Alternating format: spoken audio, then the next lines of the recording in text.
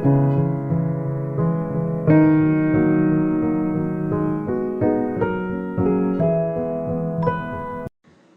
everyone and welcome to a new video on gas exchange. We're going to be looking at blood gases, gas exchange, and gas transport as we look at how the gases in the body are moved about and all the forces involved in that. So let's begin to look at what we're going to be seeing in this video. So we are going to focus on gas exchange. We'll look at the factors that influence how efficient that exchange actually will be.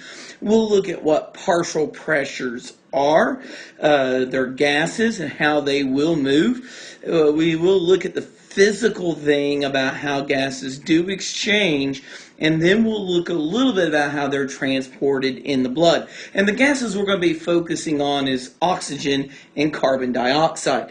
So what we want to make sure we just understand is that gases, we're looking at how they're moving.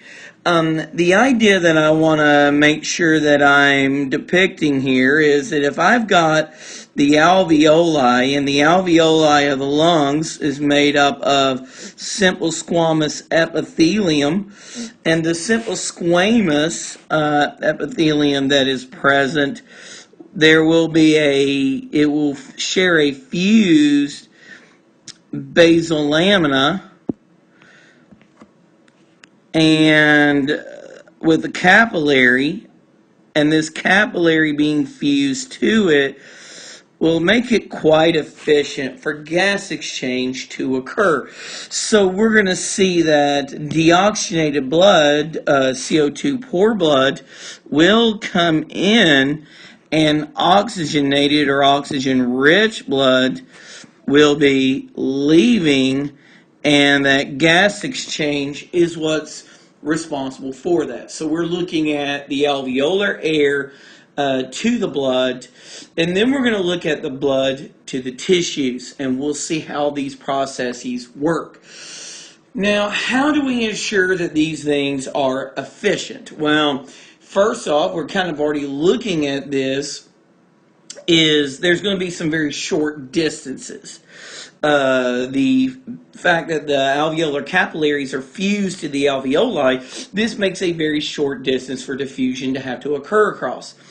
Also, we're going to see that the partial pressures of gases will be very dramatically great in their differences of partial pressure. We're going to see what partial pressure is, so just hold on to that. We're also going to see that carbon dioxide and oxygen are also fairly soluble gases, lipid-soluble gases, and they are fairly easily, readily soluble in water as well. And we're going to see that there's a lot of surface area to the lungs, and then also, interestingly enough, due to the respiratory pump with the diaphragm and how the changes in thoracic pressures that's involved in inhalation, exhalation, how that aids in venous return means that blood flow is actually coordinated to breathing. So the blood flow and breathing get coordinated. So let's get this idea about partial pressures.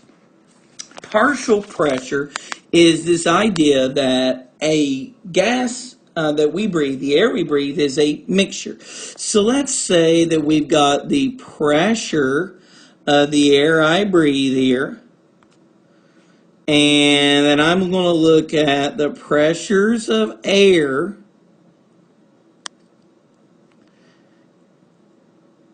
and I'm going to have a very hard time writing today with this. I don't know why my tablet that I use to make the videos has been really acting up lately. And the partial pressures of these gases that make up air, such as you're going to have the partial pressure of O2 molecules, and we'll add that to the partial pressure of CO2 molecules, and we can add that to the partial pressure of nitrogen gas and partial pressure of water vapor as well. These gases, each of these partially contribute to the overall pressure of the air we breathe. So partial pressures of oxygen and CO2, which is going to be our prime focus here, these are the most important ones that we're going to be looking at. Partial pressures are related to concentration, but they're not identical. To say that these are masses, and if there is more O2, more mass of O2, more dissolved O2, then there is a higher concentration of O2. So they are related, but these are not identical terms. But to say for us is that if the partial pressures are high, then there is more of that gas, and if the partial pressures are low, then there is less of that gas. So what we want to make sure we understand is that kind of starting off. Now the next thing we're going to do is take a look at these gases, and we're going to draw out some drawings here. And we're going to start off by just making sure that we understand here we have our alveoli. And this is different than the normal drawing I do just because of simplicity. And here we're going to have our tissues. So the tissues that we have and our alveoli, this will be important in helping us understand gas movements. And we're going to put in some capillaries. So let's get the capillaries. Let's get the alveolar capillaries in here. Capillaries in the lungs. Let's get the body's capillaries here. Systemic exchange capillaries. And then let us kind of make sure that we can put some venous kinds of blood. We'll use this color here for the blood leaving these areas, and I'm just like to have the color code. It just helps me keep things straight, etc. Then what we're going to do is come in and put some arterial vessels here. These would be the arteries, arterial blood. And then down here, using our darkest blue that we're going to use, will be our venous blood. So let's make sure that we understand this is venous blood and this is arterial blood, as we get an idea of the different gases. Arterial blood gases and venous blood gases are very different. So let's start off with our tissues and make sure that we understand our tissues are undergoing internal respiration, or to say that they are doing cellular respiration. And under cellular respiration, we might remember that you take in a glucose, you breathe in 6 oxygens, and you produce 6 CO2s, 6 waters, and about 36 to 38 molecules of ATP. And that was an equation we probably memorized back in AP 1. And on that, we should have the understanding that the tissues under their normal operating conditions will be low oxygen, high CO2 because of their biochemistry. So let's write in the partial pressure of oxygen for the body's tissues is about 40 millimeters of mercury of pressure, and the partial pressure of CO2 is about 45 millimeters of mercury of pressure. So this is saying that there is a higher CO2 level here than not.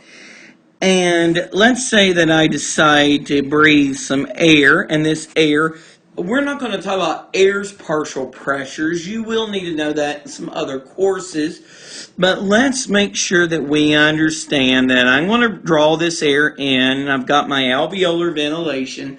Now, alveoli have more CO2 in them than the air we breathe, and that's because of the anatomical dead space. So the partial pressure of O2 here is going to be about 100 millimeters of mercury of pressure, where the partial pressure of CO2 is more like 40 millimeters of mercury. Now, what we have to understand, and let's go back to this idea of partial pressures being related to concentration. I want to make sure that we understand that gases move from an area of high partial pressure to low partial pressure. So this is going to be absolutely important for us to understand what's going on here. Now, these gases are quite soluble, especially lipid-soluble gases. So let's start at the lung side and tissue side, and let's look a little bit at what's going on with these differences in gases in the tissues and alveoli. Now we've done that, let's produce our arterial and venous blood.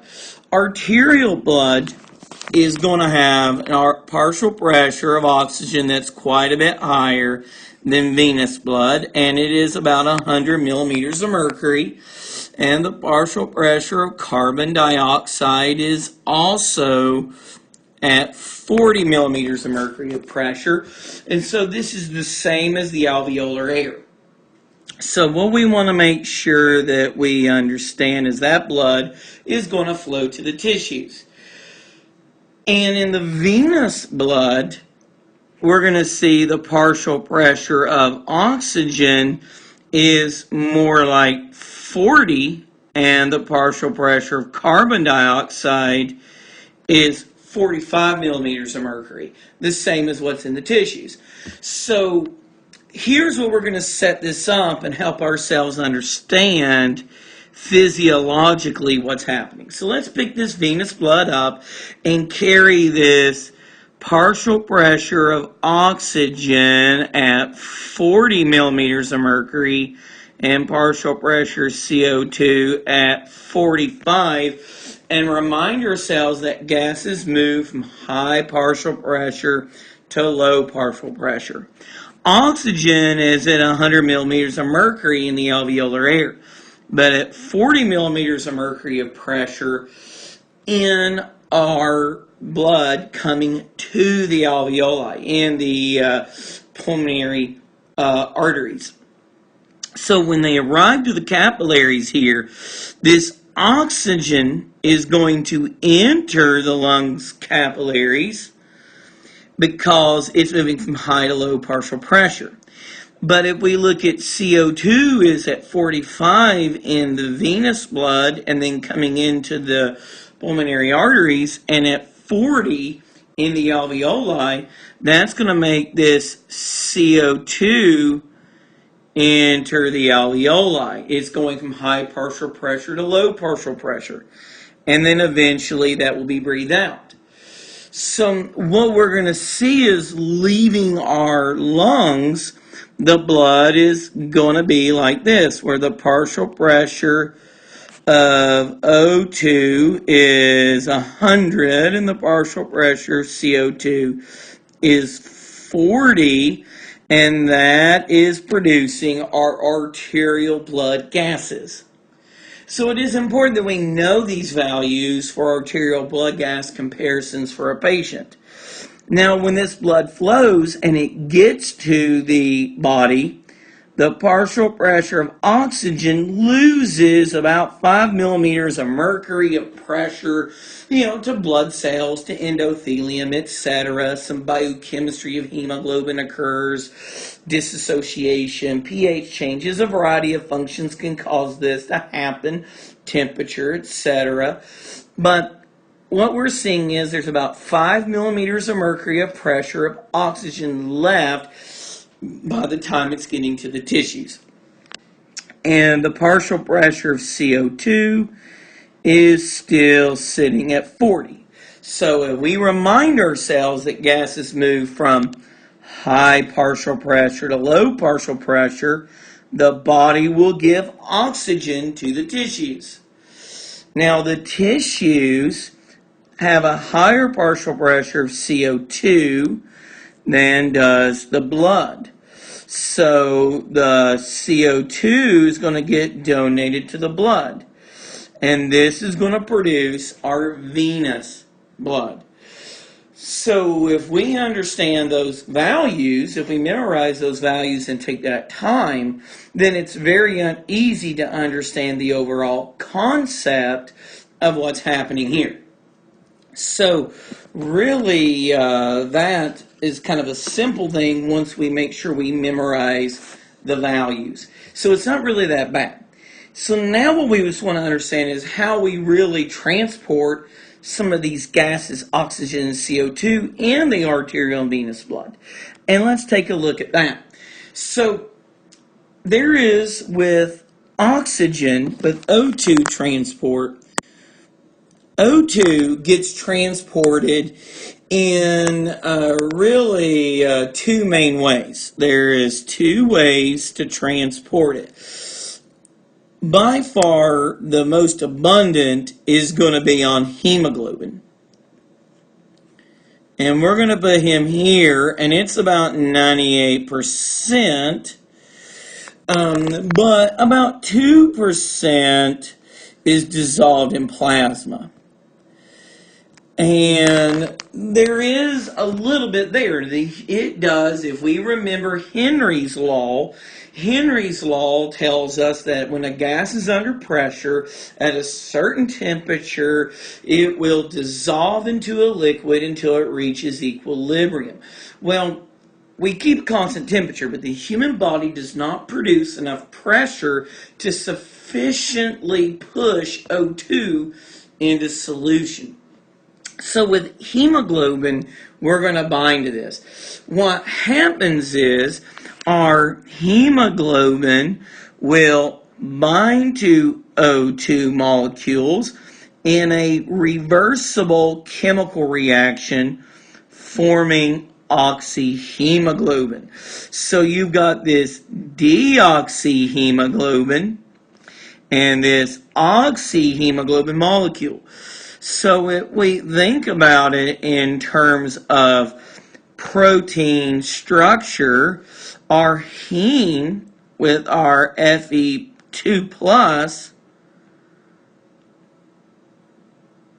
on it, when it is going to be a deoxyhemoglobin, it's not bound to the O2, but when it binds to the O2 molecules times 4, because there's 4 subunits, it becomes the oxyhemoglobin bound to this iron molecule, this iron ion in the center of the hemoglobin structure, in the center of the porphyrin ring. So we see that only 2% is dissolved, the remaining 98%, by far a majority of O2, is bound to hemoglobin. And it goes from this deoxyhemoglobin to the oxyhemoglobin state. Now CO2, on the other hand, is a little bit more complicated. CO2 transport is done. Now CO2 is a byproduct of waste to cellular respiration. When it's transported, there are 3 means in which we transport it. Now we're going to do this kind of backwards. We're going to start at the highest and we'll go down. The majority of it is transported as a bicarbonate ion. If we know that carbon dioxide reacts with water to form a molecule called H2CO3, which is carbonic acid, carbonic acid, H2CO3, breaks apart into HCO3 minus and a hydrogen ion. And this HCO3 minus here, that is your bicarbonate ion. And this is how 70% of your CO2 is transported, as a bicarbonate ion. Now, another bit of this is on hemoglobin, which is called, when it's bound to hemoglobin, it binds to the protein part of hemoglobin and makes what we call carbaminohemoglobin. And what happens here is our hemoglobin molecule, right, has in it an iron heme, but the CO2 binds to the protein part here, and then makes carbaminohemoglobin. And this is about 23% of our CO2 is bound to hemoglobin, forming carbaminohemoglobin. Now, the remaining is dissolved in plasma. And when we think about that, dissolved state is only about 7%. Now, CO2 is roughly 23 times more soluble than O2. So it's like 23 more times soluble in water than O2, but again, there's not enough pressures to force that into solution, so only 7% is there. So it's so our 70, 23, and 7 rule here for CO2 versus 98% of oxygen is bound to hemoglobin, and that's quite an important thing. It's in this state so we can readily release it and bind to it. This is how that hemoglobin plays an important role in buffering the blood as it holds on to oxygen during basic conditions to allow CO2 to accumulate to help me increase the acidity. So I hope this video was helpful to you. One of the biggest things that I'm going to say is about this is learning this and draw it out.